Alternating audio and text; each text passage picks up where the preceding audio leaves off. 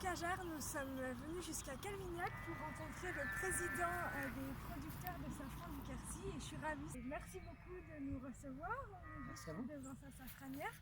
Et voilà, quelques questions. Donc, pour ceux qui ne savent pas encore, le Quercy c'était une terre historique de production du safran et ça a été un peu perdu au fil des siècles jusqu'à une réintroduction.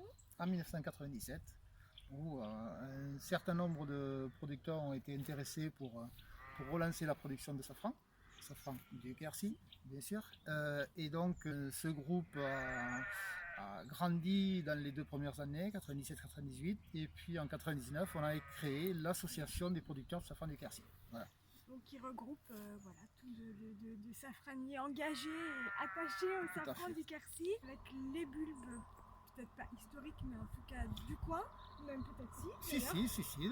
Certains producteurs ont des bulbes vraiment typiques du Quercy depuis le XIIIe siècle. Il y a à peu près combien de membres maintenant? Vous avez un peu des registres Au niveau de l'association, j'ai à peu près 55-60 producteurs qui travaillent le safran, dont plus près de 40, entre 45 et 50 qui vraiment tous les ans livrent du safran, puisque notre association est basée de la terre à l'assiette, comme je dis, c'est-à-dire que les producteurs produisent, l'association fait les contrôles, fait les aspects, tout ce qui est aspect technique, tout ce qui est contrôle qualitatif, voilà, et après on a un service commercial qui s'occupe de faire la vente.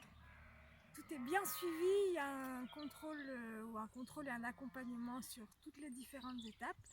Donc maintenant que vous avez vu dans quel superbe endroit se fait le safran du Quercy, précipitez-vous et surtout toujours chez les producteurs.